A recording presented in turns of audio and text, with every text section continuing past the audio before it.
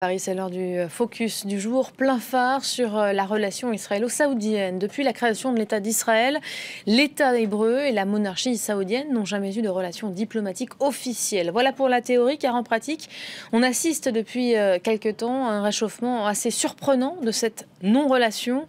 Malgré leurs divergences historiques, les gouvernements de ces deux pays du Moyen-Orient ont en commun une grande hostilité vis-à-vis d'une autre puissance régionale, à savoir l'Iran. Demain, alors que le monde célébrera le premier anniversaire de l'accord de Vienne sur le nucléaire iranien, Jérusalem et Riyad devraient resserrer encore un peu plus leurs liens. Mais si cela se jouera certes en marge des canaux diplomatiques classiques, tour d'horizon de cette question donc hautement géopolitique, c'est avec Marc Perelman. C'était il y a tout juste un an. Les Occidentaux et l'Iran signaient en grande pompe un accord historique sur le programme nucléaire iranien. En échange d'une levée des sanctions, Téhéran accepte de limiter ses activités nucléaires et un régime d'inspection sévère. Je crois que c'est un signe d'espoir pour le monde entier et nous savons tous combien cela est important en ce moment. Mais si les sourires sont de mise à Vienne, c'est une douche froide pour les opposants les plus farouches au retour de l'Iran dans le concert des nations, Israël et l'Arabie saoudite, au point de pousser ces deux ennemis jurés à se rapprocher en secret. Quelques semaines plus tôt, un forum inhabituel se tient au prestigieux Council on Foreign Relations. Côte à côte, un Israélien et un Saoudien. Et pas n'importe qui. L'Israélien est Doré Gold, un proche du Premier ministre Benjamin Netanyahou. Le Saoudien est le général à la retraite Anwar Eshki, conseiller de la famille royale. Le timing est tout sauf fortuit. À Vienne, les négociations sont en train de toucher au but. Aujourd'hui, nos deux États font face au même type de défis sécuritaires. Nos intérêts se chevauchent de plus en plus. Et ces défis sécuritaires dont je parle émanent en tout premier lieu d'un seul et même endroit, la République islamique d'Iran. Ce coming out à Washington est le fruit de 5 réunions secrètes entre Israéliens et Saoudiens, en République tchèque, en Italie et ici en photo, en Inde. Gold et Eshki dirigent chacun un centre de réflexion, une couverture académique bien pratique pour camoufler des contacts officiellement bannis entre les deux pays, et ce depuis la création d'Israël en 1948. Et c'est évidemment tout sauf un hasard de voir Eshki, une voix très écoutée à Riyad, interviewé par les médias israéliens, et Gold, aujourd'hui directeur général du ministère des Affaires étrangères, interrogé à son tour par un journal saoudien. Téhéran a évidemment beau jeu de dénoncer l'alliance israélo-saoudienne. Il y a quelques semaines, le président du Parlement iranien a même affirmé à une chaîne de télévision libanaise qu'en 2006, Riyad et Jérusalem avaient coopéré pendant la guerre entre Israël et le Hezbollah, le mouvement chiite libanais soutenu par l'Iran. L'Arabie saoudite n'a pas aidé le Hezbollah, mais bien au contraire, soutenu l'entité sioniste. Et d'après nos informations, durant la guerre de juillet 2006, l'Arabie saoudite est allée jusqu'à fournir des renseignements stratégiques à Israël. Une information que le chef des services secrets militaires israéliens à l'époque a reconnue, et ce pour la toute première fois sur France 24. Le fait que les Saoudiens, eux aussi, considéraient le Hezbollah comme une organisation terroriste qu'il fallait vaincre, pour nous, ce n'était pas une surprise. D'après nos informations, les contacts se poursuivent, cette fois au niveau officiel. D'ailleurs, plus tôt cette année, le ministre israélien de la Défense ne s'en est même pas caché. Des canaux de discussion existent bel et bien pour parler avec les pays sunnites de notre voisinage, et pas seulement avec la Jordanie et l'Égypte, les pays du Golfe et du Maghreb. Parce que désormais, eux et nous, Israël, nous partageons un intérêt commun. Intérêt qui devrait d'ailleurs inclure, c'est notre argument, l'Europe et les États-Unis. Car pour ces pays sunnites aussi, l'Iran est un ennemi. L'axe chiite, pour inclure le Hezbollah, est un ennemi. Côté saoudien, ces liens avec Israël sont une question on ne peut plus délicate. There seems to be a de facto alliance between Saudi Arabia and Israel because they both have their problems with Iran. Are you having any exchanges with Israel on Iran? No. Il y a pourtant bien eu interaction entre le royaume wahhabite et l'État juif, et ce sur un dossier des plus concrets. En avril, à l'occasion d'une visite en Égypte du roi saoudien Salman, le Caire annonce la rétrocession à l'Arabie saoudite de 2 îles dans la mer Rouge, et ce, à un endroit stratégique pour Israël. Elle contrôle le détroit qui mène à Eilat, l'unique port israélien sur la mer Rouge. Mais voilà, selon les termes de l'accord de paix entre Israël et l'Égypte de 1979, Il fallait que ce transfert à l'Arabie saoudite soit aussi validé par Israël. Et c'est précisément ce qui s'est passé. Riyad s'est officiellement engagé à respecter la liberté de navigation dans la zone pour tous, y compris Israël. Un autre acteur de ces rencontres semi-officielles est l'ancien chef des services secrets saoudiens, le prince Turki Al-Faisal.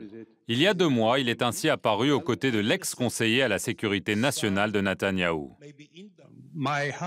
Mon vœu le plus cher, et je souhaiterais pouvoir le faire dès demain si c'était possible, c'est de pouvoir aller prier à la grande mosquée de Jérusalem. Je le sais bien, car c'est vous qui me dites ça. Mais hélas, pour ce faire, face à ce conflit, il faudrait trouver un arrangement pour arriver à la solution à 2 États. C'est pourquoi les Saoudiens veulent relancer ce qu'ils appellent leur initiative arabe. Présentée en 2002 puis adoptée par la Ligue arabe, elle prévoit une normalisation entre Israël et le monde arabe en échange d'un accord de paix entre Israël et les Palestiniens. Rejetée par Jérusalem à l'époque, elle est désormais examinée d'un nouvel œil par le gouvernement israélien. Et qu'importe si celui-ci est le plus à droite de l'histoire d'Israël. L'initiative de paix des Arabes comprend des éléments positifs qui peuvent aider à redonner vie à des négociations constructives avec les Palestiniens. Nous sommes d'accord pour négocier avec ces États arabes des révisions à cette initiative, afin qu'elle puisse mieux refléter les nombreux changements qui ont marqué la région depuis 2002. L'Iran a rapproché Israël et l'Arabie saoudite. L'ennemi de mon ennemi n'est pas nécessairement mon ami, mais il peut être mon nouvel allié. Et on revient sur ce dossier avec notre invité du jour, David Rigoleros. Bonjour. Bonjour. Merci d'avoir accepté l'invitation. Vous êtes chercheur spécialiste du Moyen-Orient rattaché à l'Institut français d'analyse stratégique. Vous êtes par ailleurs rédacteur en chef de cette revue Orient stratégique. Le dernier numéro est d'ailleurs consacré à l'Arabie saoudite. Ces liens entre Israël et l'Arabie saoudite, aussi secrets qu'ils soient, on vient de le voir, à quand remontent-ils Ils sont plus vraiment secrets, parce qu'il y a quand même, c'est la face émergée de l'iceberg là qui on continue à les démentir. Oui, de manière discrète, parce que même Benjamin Netanyahou a évoqué le fait qu'il faudrait rendre public un certain nombre de discussions qui auraient lieu en coulisses. Donc déjà, c'est admettre un caractère assez approfondi de ces relations. Elles se sont développées depuis 2-3 ans environ, sur fond justement des négociations de l'accord de Vienne.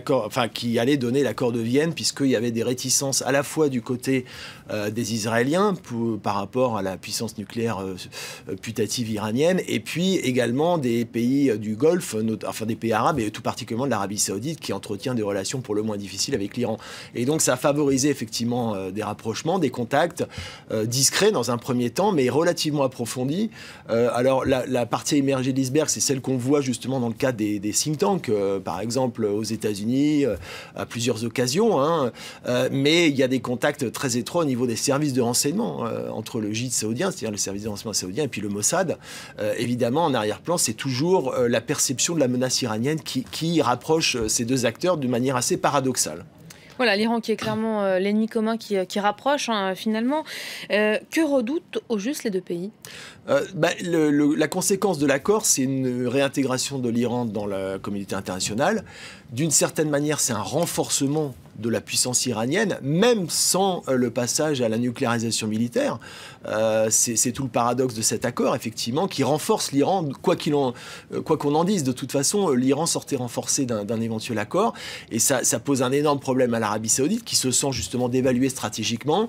Et évidemment, ça a toujours posé un problème pour Israël, qui considérait qu'un Iran putativement nucléarisé était une menace existentielle, et donc ça favorise ce type de rapprochement de plus en plus important depuis quelques mois.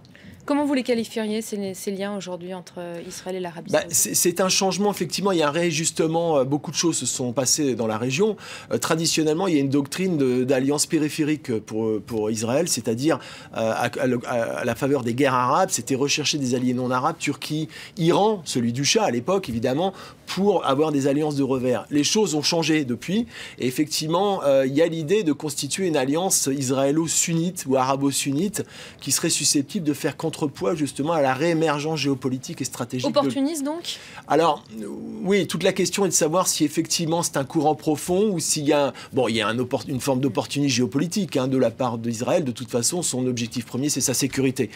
Donc voilà, cela dit, ça n'empêche pas qu'effectivement chacun y trouve son compte d'une manière ou d'une autre. Justement, le conflit israélo-palestinien, l'Arabie Saoudite, elle peut peser Alors c'est le parasite, c'est ce qui bloque. C'est d'ailleurs dans la déclaration du prince turki, c'est ce qu'on entendait, puisque la base de la position saoudienne, c'est le plan du printemps 2002, présenté par feu le roi Abdallah.